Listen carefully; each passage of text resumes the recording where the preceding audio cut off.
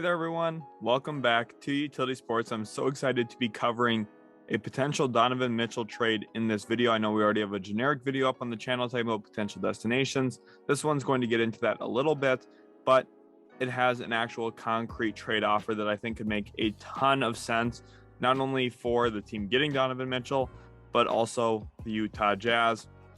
If you guys are new to the channel, make sure to leave a like and subscribe for more NBA content like this.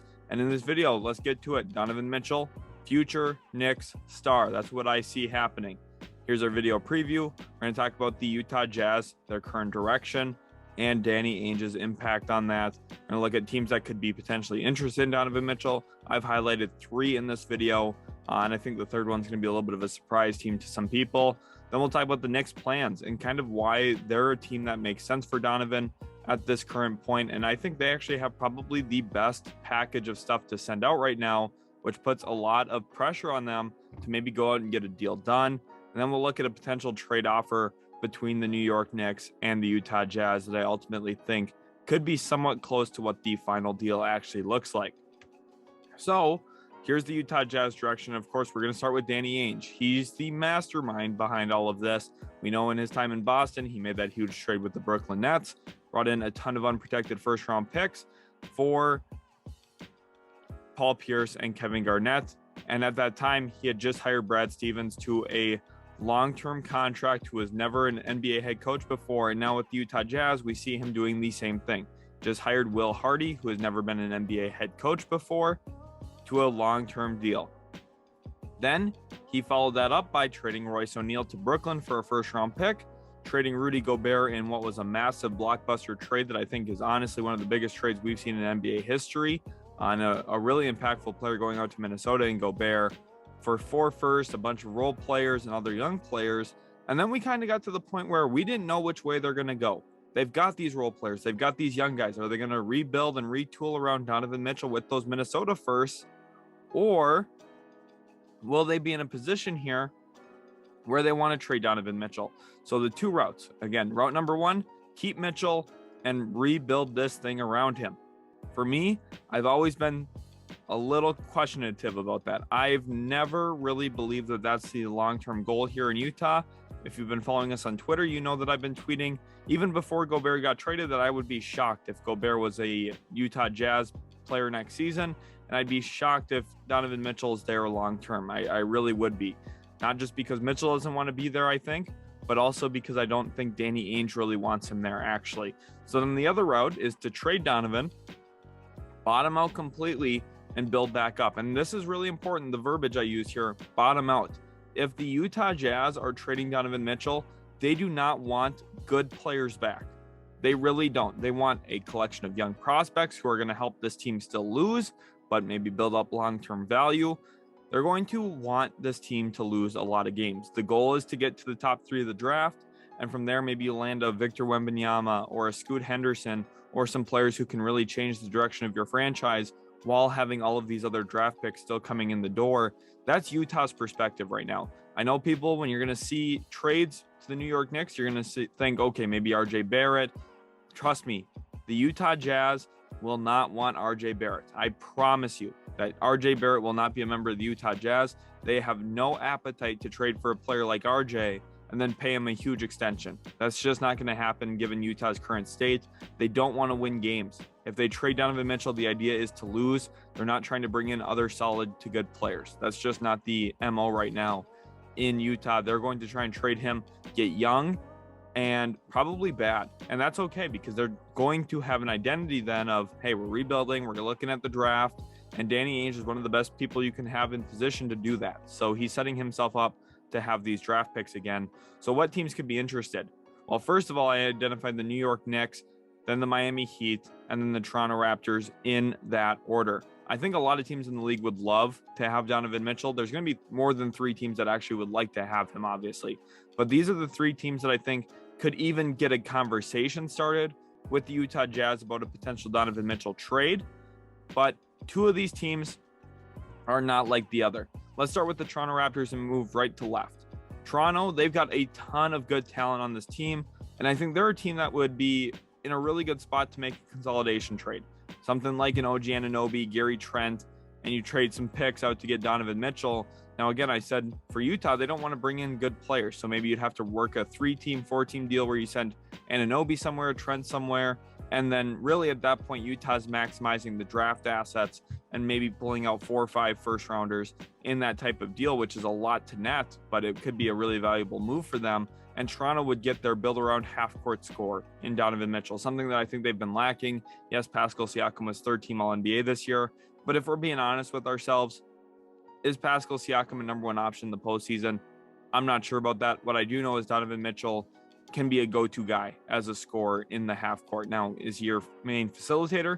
No, I don't think that's what you'd want him to be, but that's the beauty of playing him next to a Fred VanVleet, Pascal Siakam, Scotty Barnes. You have enough playmaking around him where Donovan can be more of a scorer first, which I think is what he naturally is.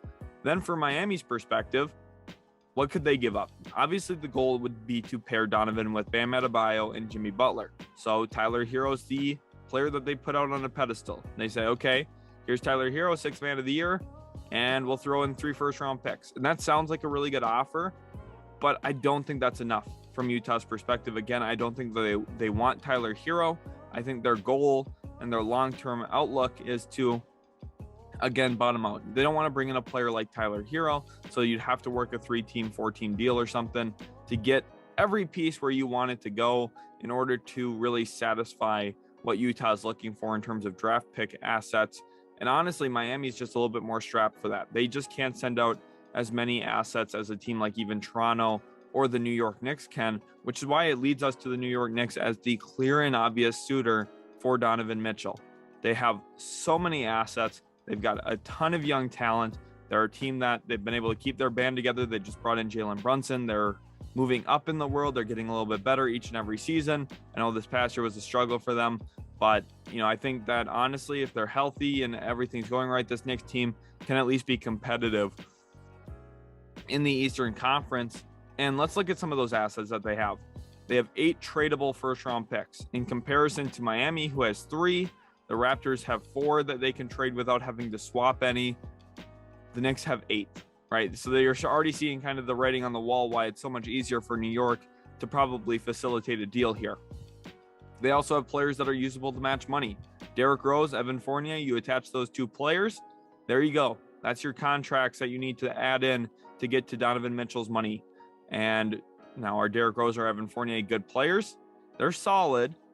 Does Utah want to have them? Probably not. They could look to buy him out.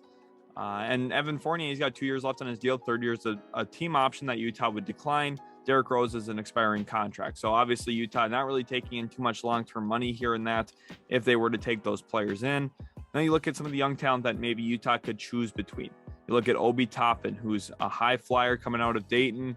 Loved his game coming in. I'm a big Dayton fan myself. So, I really knew what Obi Toppin was all about, and he can do a lot of stuff on the floor, and he's really showcased that when Julius Randle has not been in the game and he's been out with injuries or whatever it is. Obi Toppin is way more efficient in a starting role. Emmanuel Quickley, another really good young guard. Now, does he have any Donovan Mitchell level to him? No, obviously not. That's why the Knicks would be maybe willing to attach him in this deal, because if that's what Utah wants, in order to get Donovan Mitchell, the Knicks have to be aggressive here. I really do believe that. Miles McBride, Quentin Grimes, Jericho Sims, some examples of good second-round finds from this Knicks team. They've done a really good job supplementing some of their talents in round 2. All 3 of those guys I think are NBA rotation guys. Miles McBride, Sims, definitely solid defensively. Sims can also jump out of the gym. He's an incredible athlete. Quentin Grimes, a nice wing shooter who I think has a long-term future in this league as well. And they also have some build-around pieces. Now, again, I do not think Utah's going to be interested in any of these guys, but Brunson, Barrett, Randall, Robinson, this is part of why the Knicks would feel confident to go out and make a deal where you have to give up some of the young talent to other players that make the money fit and tradable first. Because look at that core. Brunson, Barrett, Randall, Robinson. Those are 4 good players. You also have Hartenstein off the bench. This team is pretty solid, pretty deep. So you're able to make a consolidation trade like this to go in for a star like Donovan Mitchell. So here's ultimately what I think gets done. I tweeted this on our Twitter account. If you haven't, go follow us right now. The link is in the description for that. This is purely speculation. I do not have any reporting on this. This is purely what I think will end up happening. The Utah Jazz will trade Donovan Mitchell to the New York Knicks for 5 first-round picks. That's right, 5, including Emmanuel Quickley as well. And then to make the money work, Evan Fournier and Derrick Rose. We could probably see those 2 guys get bought out. But ultimately, the writing's on the wall here that Donovan Mitchell is going to be a New York Knick. They have so much more leverage. They have so much more to give up in a trade. And they're the team that's hungry for a first star, right? They've been, in the rumors for a long time about Kevin Durant, Kyrie Irving, star X, the star Y. Who are they going to get? They got Carmelo Anthony, but that was a decade ago. What are they going to do now? How are they going to go out and make a big move? Who are they going to get? And that's really the biggest question right now in the league is what will New York do? The Knicks, they're in the center of a lot of rumors and drama usually, but this one I think is actually really warranted. In the past, I've thought this team's not really going to go out and get anybody. Right now, they're in the driver's seat to do this. And I think they need to be aggressive. If their long-term goal is to start attracting more stars to New York, you have to start with Donovan Mitchell. He's someone who likes the area. His dad works for the New York Mets, if I'm not mistaken. It makes sense. Donovan Mitchell would love to be with the Knicks. He'd love to play at Madison Square Garden for all his home games. And the Knicks are a team that would love to have Donovan Mitchell, especially given the roster that they have. They could go into next season with a starting lineup of Jalen Brunson at the 1, Donovan Mitchell at the 2. At the 3, you probably have RJ Barrett, 4, Julius Randle, 5, Mitchell Robinson. Off the bench, you can bring Obi Toppin and also Isaiah Hartenstein. And then you could probably have Quentin Grimes and a few others coming off the bench as well for the wing spot. Now, I don't think that this would be a finished product for the New York Knicks. They'd have to try and replenish depth somehow, which would be a tough challenge for them. But ultimately, if this team's trying to win, Donovan Mitchell is a player that can really elevate what you're capable of doing, especially when you have other good pieces around him. Am I confident that Donovan Mitchell could win 40 games right now in Utah? Absolutely not. I think the Utah Jazz are going to be bad with or without Donovan Mitchell. So I think Utah should look to trade him right now before he loses a little bit of value and people question, can you really win with this guy? Because if he has a 30-win season with the Utah Jazz this year, which is kind of what I'm predicting for them because they're going to be young and they don't really have a true center yet, unless Walker Kessler plays like an all-NBA type player. I mean, I don't really know what they're going to do at center. I like Kessler long-term, but I just don't think he's going to impact the game a ton this year. So what are they going to do? They're going to lose a bunch. And then you have to ask yourself, does Donovan Mitchell's trade value go down even slightly? Because if it does, the answer is to trade him right now. And from Utah's perspective, you have 5 picks here from the New York Knicks, 4 from the Minnesota Timberwolves. You got a pick swap with Minnesota as well. Maybe get some pick swaps in this deal. You have Emmanuel Quickley. You got Vanderbilt. You have Walker Kessler. You've got Leandro Bolmaro. You've got some young players who you can give opportunities to, see what they could become. And ultimately, the long-term goal for Danny Ainge is to draft. That's what he does really well. And I think with this collection of assets, if something goes wrong in New York or Minnesota, you're in a really good spot to maybe build a dynasty there in Utah, which is something we really haven't seen ever. So could be definitely an interesting situation for the Utah Jazz. Thank you guys so much for watching. Like and subscribe for more NBA content. If you did enjoy what you saw in today's video, please smash that like button. And again, subscribe. Go follow us on Twitter. Thanks so much for watching, guys. Really appreciate you. And we'll catch you in the very next Utility Sports video.